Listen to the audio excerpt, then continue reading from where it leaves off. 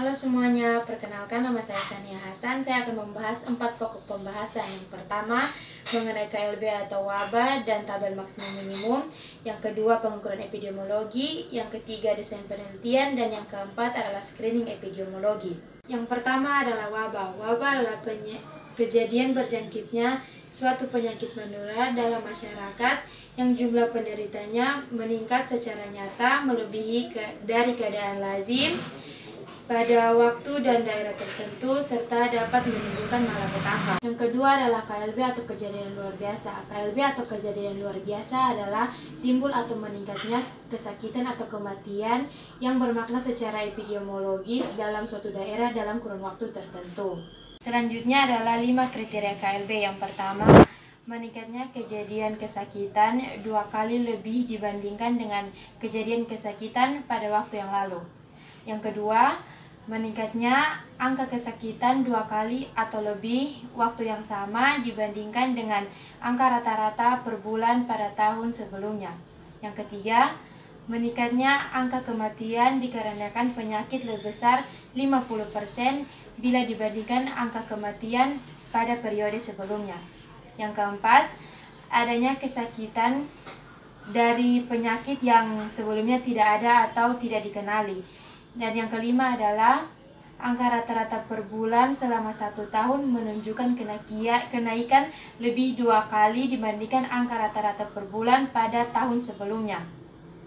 Yang pertama, KLB malaria di Pasaman, Sulawesi Barat pada tahun 2001. Yang kedua, polio di Sukabumi, Jawa Barat pada tahun 2005. Yang ketiga, flu burung yang beredar di beberapa daerah secara nasional pada tahun 2005. Yang keempat, DBD di Banten pada tahun 2005. Dan yang terakhir adalah DBD di Sumeneb, Jawa Timur pada tahun 2007. Selanjutnya adalah tabel maksimum dan minimum. Kegunaan dari tabel maksimum dan minimum ini yang pertama yaitu untuk sistem kewaspadaan dini atau SKD, dan yang kedua untuk mengevaluasi tren atau pola penyakit. Teman-teman bisa lihat di sini contoh data kasus malaria di kota X provinsi Y. Data minimum atau data awal ada pada bulan September tahun 2005 yaitu sebanyak 1 kasus malaria. Sedangkan data maksimum atau data akhir atau data tertinggi ada pada bulan Oktober pada tahun 2009 sebanyak 10 kasus malaria. Sedangkan di sini teman-teman bisa lihat ada grafik pada pola maksimum dan minimum. Yang di bawah adalah grafik minimum, sedangkan yang di atas adalah grafik maksimum. Sedangkan ini adalah grafik yang sementara diamati, grafik kasus malaria yang sementara diamati pada tahun 2010. Yang kedua adalah pengaturan epidemiologi. Pengaturan epidemiologi dibagi menjadi 3. Yang pertama, rasio, proporsi, dan rate. Rasio merupakan jumlah relatif yang dihasilkan dari data nilai kuantitatif yang pembilangnya tidak merupakan bagian dari penyebut. Contoh soal, pada suatu KLB keracunan makanan terdapat 30 penderita. Terdapat 32 penderita. Dan 12 diantaranya adalah anak-anak. 12 diantaranya adalah anak-anak. Maka rasio anak terhadap orang dewasa adalah titik-titik. Dapat kita lihat pada rumus rasio yaitu R sama dengan jumlah penderita anak-anak. Jumlah penderita anak-anak pada contoh soal yang saya bacakan adalah 12. Jadi di sini 12 per jumlah penderita dewasa. 32 dikurang 12 yaitu 20. Jadi hasilnya adalah 0,6. Yang kedua adalah proporsi. Proporsi yaitu adalah pengambilan 2 data kuantitatif yang pembilangnya merupakan bagian dari penyebut. Kita ambil contoh soal yang sama pada rasio, yaitu terdapat 32 penderita. 32 penderita. Dan 12 diantaranya adalah anak-anak. Maka proporsi anak terhadap orang dewasa adalah pada rumus proporsi yaitu jumlah penderita anak-anak. Jumlah penderita anak-anak ada 12 per jumlah seluruh penderita. Jumlah seluruh penderita ada 32. 12 per 32 hasilnya adalah 0,375. Pengukuran epidemiologi yang selanjutnya adalah rate. Pada rate kita dapat mengukur angka kesakitan dan angka kematian. Yang pertama kita akan mengukur angka kesakitan, yaitu yang pertama incidence rate. Incidence rate memiliki rumus yaitu jumlah kasus baru penyakit selama periode tertentu per populasi risiko dikali konstanta yaitu 1000. Contoh soal, pada bulan Desember tahun 1988 di Kecamatan X terdapat penderita campak sebanyak 88 balita. Penderita sebanyak 88. Jumlah anak yang mempunyai risiko penyakit tersebut di Kecamatan X adalah 80.000. Anak yang mempunyai risiko adalah 8.000.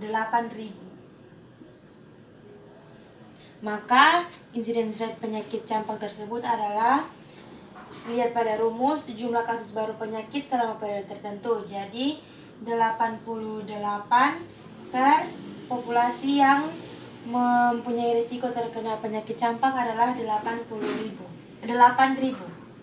Jadi 88 per 8.000 dikali konstanta yaitu 1000 sama dengan 11. Jadi incidence rate penyakit campak pada bulan Desember tahun 1988 adalah sebanyak 11 kasus per 1000 penduduk. Yang kedua adalah attack rate. Rumus attack rate yaitu jumlah kasus selama epidemi per populasi yang berisiko dikali konstantanya yaitu 1000. Contoh soal, pada waktu terjadinya wabah morbili di Kelurahan Y pada tahun 1987 terdapat 18 anak yang menderita morbili. Terdapat 18 penderita. Jumlah anak yang mempunyai risiko di kelurahan tersebut adalah 2000 anak. Jumlah anak yang berisiko adalah 2000. Pada rumus attack rate yaitu jumlah kasus selama epidemi adalah 18 kasus per populasi yang berisiko adalah 2000. Jadi 18 per 2000 dikali dengan 1000 hasilnya adalah 9. Jadi attack rate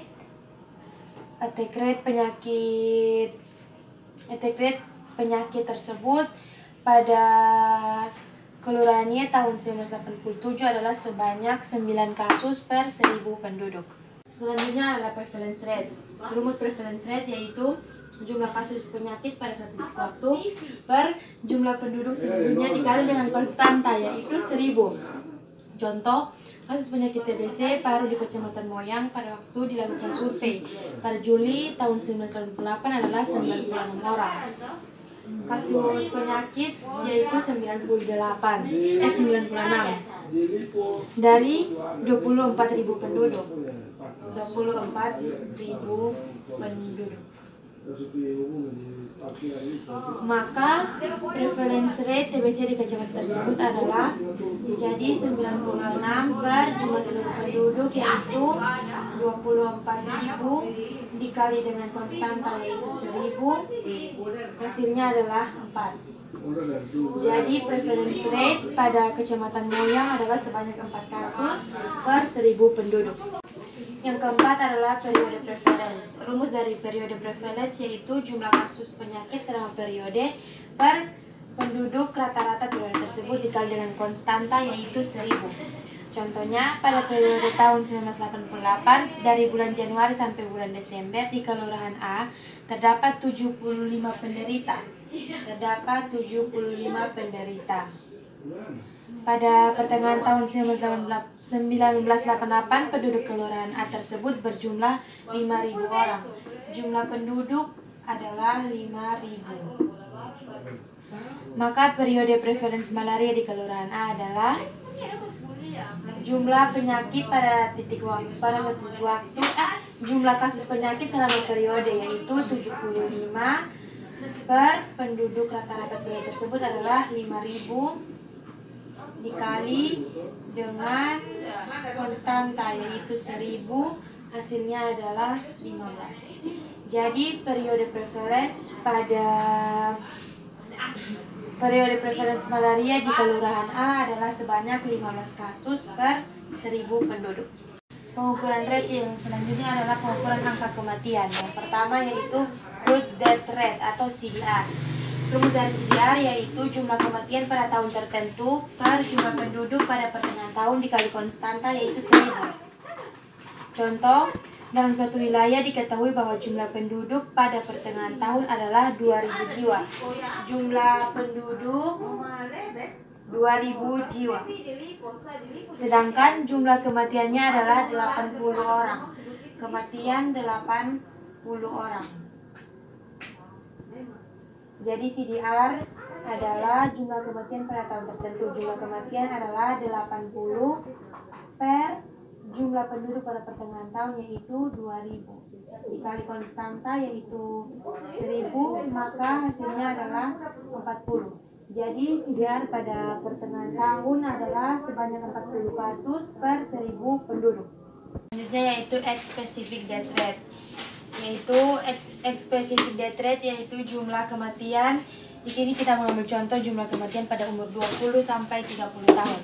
Jadi X-specific death rate sama dengan jumlah kematian umur 20 sampai 30 di suatu daerah pada waktu 1 tahun per jumlah penduduk umur 20 sampai 30 tahun di suatu daerah pada tahun yang sama dikali konstanta yaitu 1.000.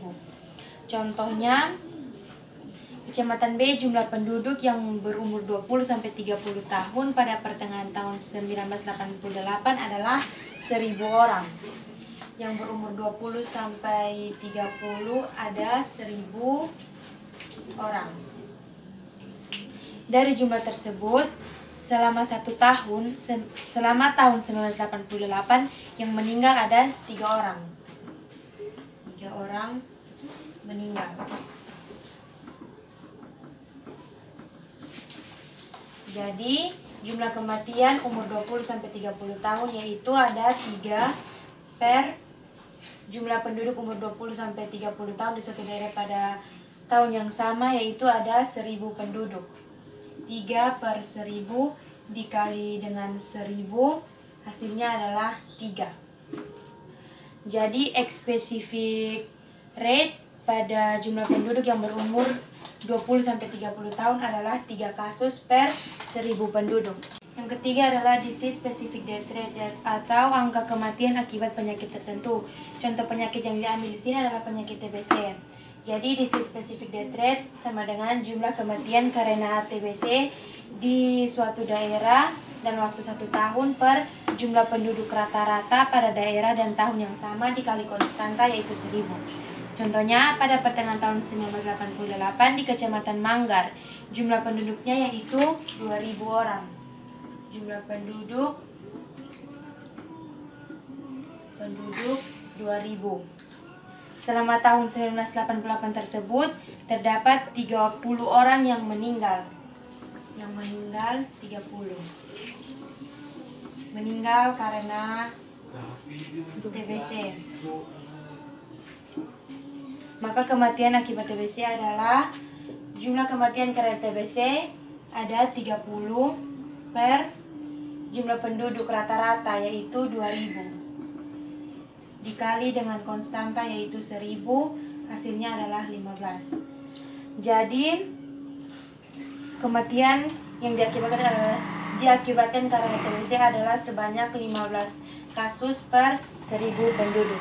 Yang ketiga adalah desain penelitian. Desain penelitian ada 3. Yang pertama yaitu cross-sectional studies, case control studies, dan cohort study. Yang pertama yaitu cross-sectional studies, yaitu desain penelitian yang mempelajari hubungan penyakit dan pajanan dengan cara mengamati status pajanan dan penyakit secara bersamaan pada suatu waktu atau periode.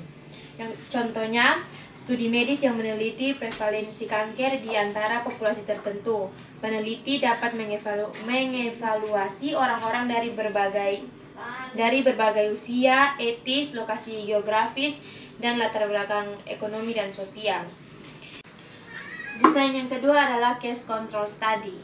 Case Control Studies adalah rancangan penelitian yang mempelajari hubungan antara pajanan dan penyakit dengan cara membandingkan kelompok kasus dan kelompok kontrol berdasarkan status pajanan atau paparannya. Contoh, studi yang menyelidiki bagaimana peningkatan konsumsi buah-buahan dan sayuran dapat melindungi dari pneumonia intraepithelial cervix. Dan yang ketiga adalah cohort study, yaitu rancangan penelitian epidemiologi yang mempelajari hubungan antara pajanan dan penyakit dengan cara membandingkan kelompok terpajan atau kelompok yang tidak terpajan berdasarkan status penyakit. Contohnya yaitu untuk membuktikan bahwa merokok merupakan faktor utama penyebab kanker paru-paru, diambil dua kelompok. Satu kelompok terdiri dari orang-orang yang merokok dan satu kelompok lagi terdiri dari orang-orang yang tidak merokok. Kemudian setelah beberapa tahun ke depan diperiksa apakah ada perbedaan pengidap kanker paru-paru antara kelompok perokok dan kelompok non-perokok. Keempat adalah screening epidemiologi. Screening atau penyaringan adalah identifikasi dengan penyakit atau kecacatan yang belum dikenali dengan menerapkan pengujian, pemeriksaan, atau prosedur lain yang dapat diterapkan dengan cepat. Contohnya pada tabel ini, yang ditanyakan pada tabel ini adalah berapa true positif dan true negatif, berapa false positif dan false negatif, dan berapa sensitivitas dan spesifitasnya. Sebelum kita mencari mencari true positif, true negatif, false positif, dan lain sebagainya, kita harus mengetahui terlebih dahulu apa itu true positif, true negatif, false positif, negatif, sensitivitas, dan spesifitas. True positif atau banyaknya kasus yang benar-benar menderita penyakit dengan hasil tes yang positif pula dengan memiliki rumus A. Yang kedua, true negatif, yaitu banyaknya kasus yang tidak sakit dengan hasil tes yang negatif pula dengan rumus D. Yang ketiga adalah false positif, yaitu banyaknya kasus yang sebenarnya tidak sakit tetapi menunjukkan hasil positif dengan rumus B per D tambah B. Yang keempat adalah false negatif, yaitu banyaknya kasus yang sebenarnya menderita penyakit tapi hasil tes menyatakan negatif dengan rumus C per A tambah C. Yang kelima adalah sensitivitas atau kemampuan tes secara benar menempatkan mereka yang betul-betul menderita pada kelompok penderita dengan rumus A per A tambah C. Dan terakhir adalah spesifitas, yaitu kemampuan tes secara benar menempatkan mereka yang betul-betul tidak menderita pada kelompok sehat dengan rumus D per D tambah B. Jadi yang pertama kita mencari true positif. True positif itu rumusnya A, berarti true positif pada tabel ini adalah 400. True negatif itu D, berarti pada tabel ini true negatifnya adalah 300. Selanjutnya adalah mencari false positif dengan rumus B per D tambah B. B yaitu 200 per D tambah B. 300 ditambah dengan 200 menjadi 500. 200 per 500 hasilnya adalah 0,4. Selanjutnya untuk mencari false negatif dengan rumus C per A tambah C, dengan C yaitu 500 per A tambah C, 400 ditambah dengan 500 yaitu 900. Jadi 500 per 900 hasilnya adalah 0,55. Selanjutnya yaitu mencari sensitivitas dengan rumus A per A tambah C. A itu adalah 400 per A tambah C. 400 ditambah 500 jadi 900. 400 dibagi 900 sama dengan 0,44. Selanjutnya adalah mencari spesifitas dengan rumus D per D tambah B. D yaitu 300 per D tambah B, yaitu 300 ditambah 200 jadinya 500. 300 per 500 hasilnya adalah 0,6.